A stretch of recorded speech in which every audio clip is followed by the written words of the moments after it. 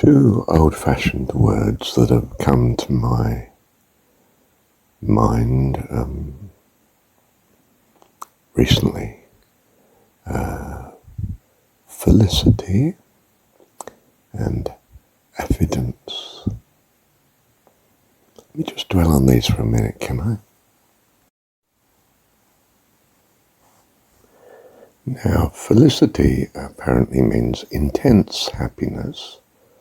Another understanding of it is the ability to find appropriate expression for one's thoughts. Okay. Now, evidence means joining in trust.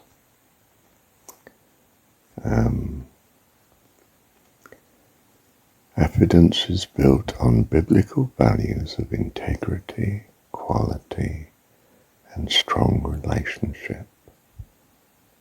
Even our name, evidence, comes from Latin for joining in trust. And I'm reading now from, I don't know, whatever Google's giving me as the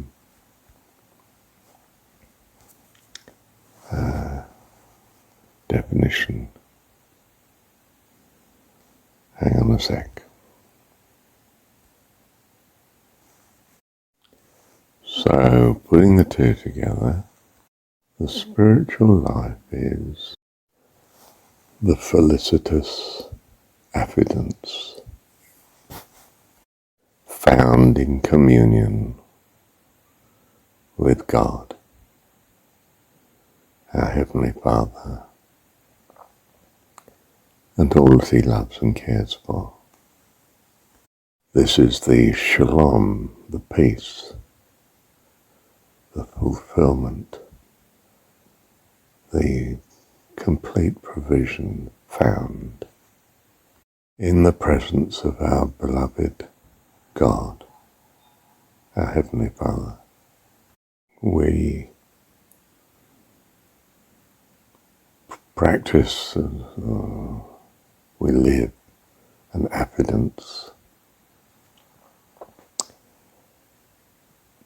to God. We are engaged, dedicated to God.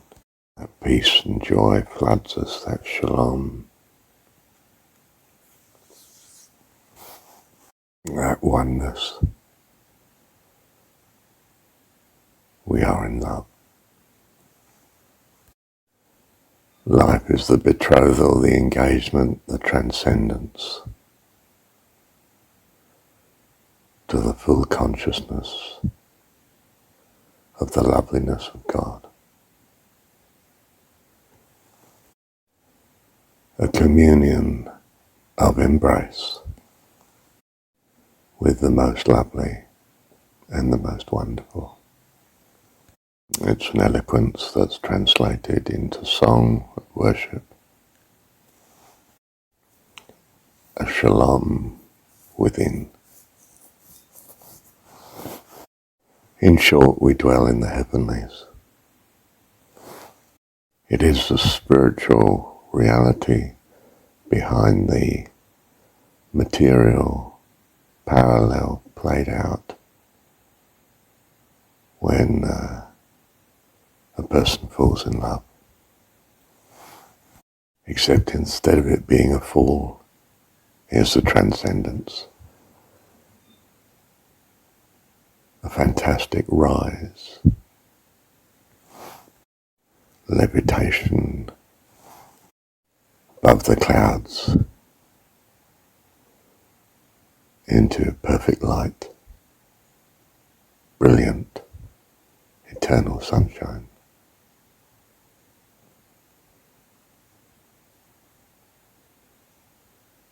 The reality of God.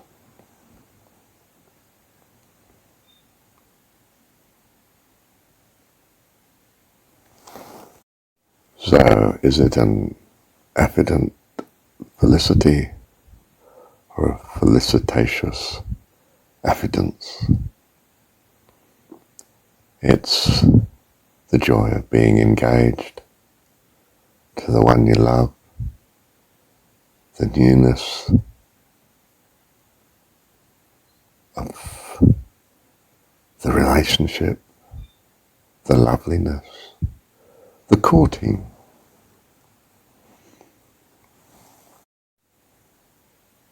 Giving birth to a glorious creativity.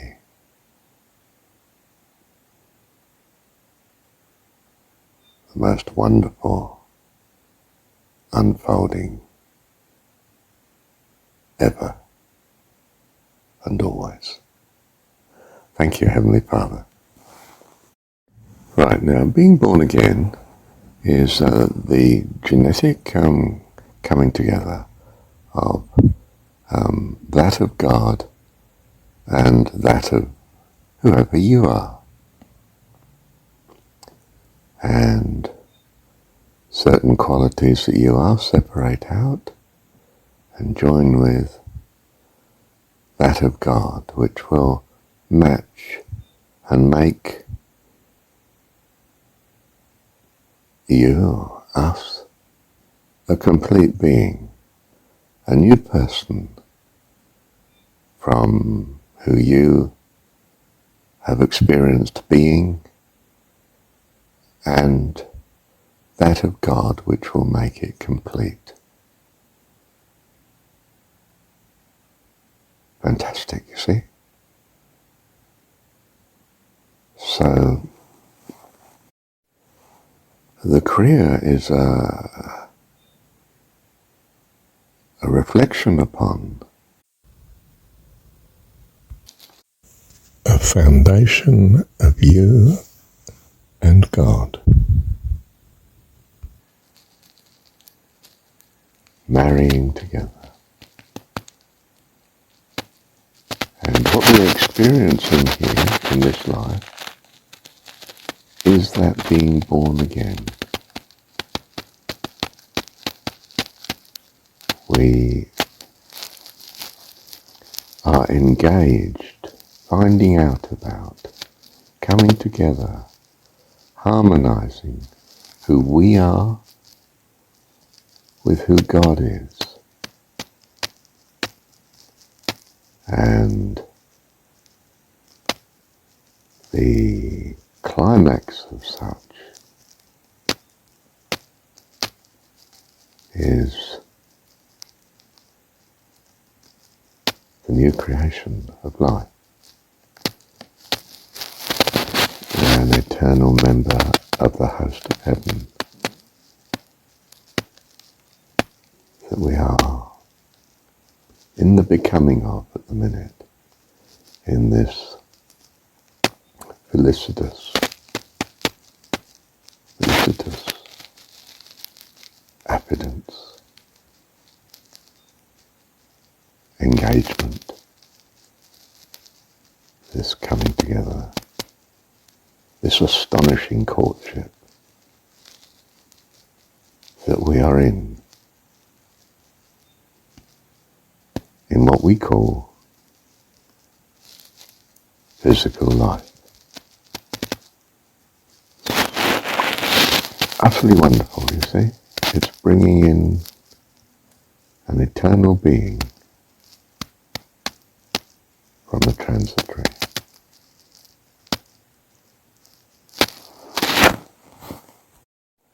Now, anyone that feels a lack longs to be completed. And that's the hunger and thirst for righteousness, the longing for God, or as the secular feels or understands more, that wondering after what is the meaning of life? What does it all mean? What am I lacking? What am I looking for? What will make me complete? What makes everything worthwhile? What is it that I'm looking for? And this is what the adolescent comes into in youth. this wondering, had the experience of childhood, separates from the home and the parents, starts to see differently to them, know its difference, know what it agrees with mum and dad and what it doesn't, and wonders where he's going, he or she. They wonder where they're going. It's exciting. There's a longing. There's a searching. There's a finding. And there's a consummation. And that is what physical life is here on Earth. And no doubt in many other places too. No doubt simply because of the sheer numbers of stars in the sky, in the heavens. And notice these stars, these places of life and potential life, are in what we call also the heavens.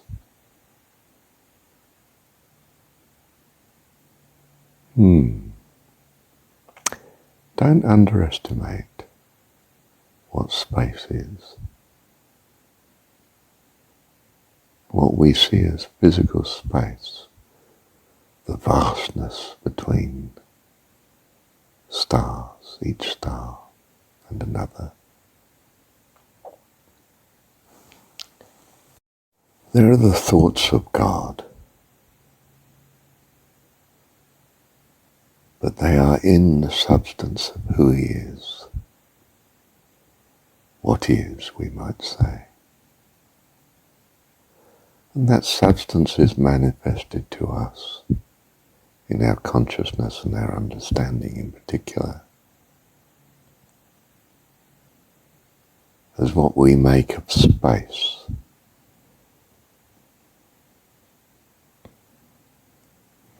You know how we, in our rather primitive astronomical science, have assumed must exist, like dark matter and dark energy. The hypothetical existence of something that makes sense of what we take to be reality.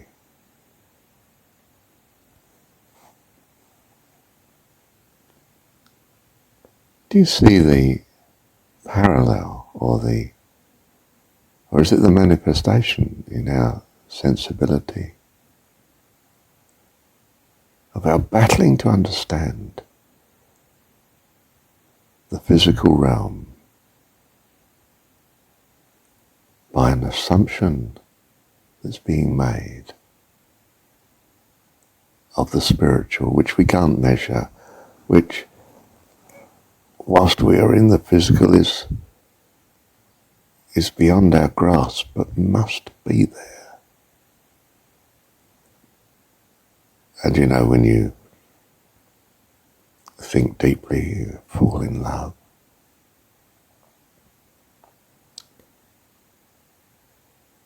You're so close to that conviction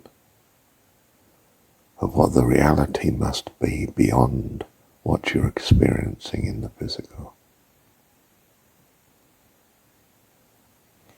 And that is what we call spiritual. That which gives meaning and understanding and life's vitality. The vitality to life. That which gives life.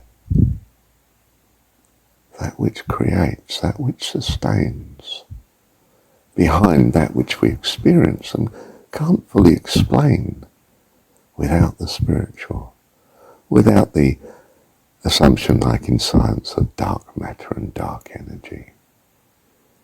And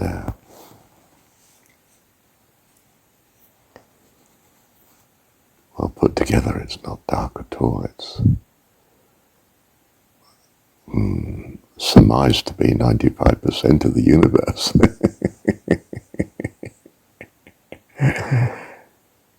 As my mum used to say, there's more things in heaven and earth than you or I have ever dreamed. And when we dream, when we surmise, when we reflect, when we meditate upon, we start to confront the hidden, the spiritual, the eternal. We start to seek for God, whether we realize it or not. Staggering.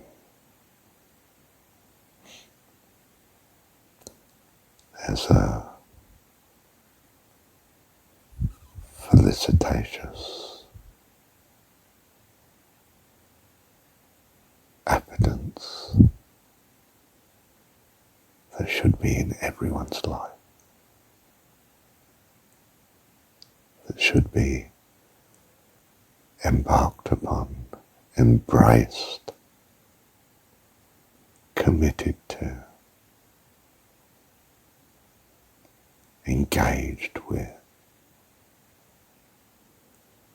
that brings the peace, the shalom,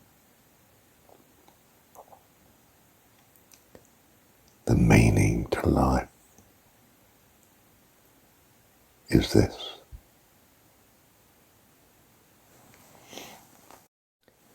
Thank you, Heavenly Father. So, evidence took Felicity by the hand, and they embraced, and the song of creation was established. The child that was born is who you are. So we are born of God, and we dwell in the heavenlies. Shalom. Thank you, Heavenly Father.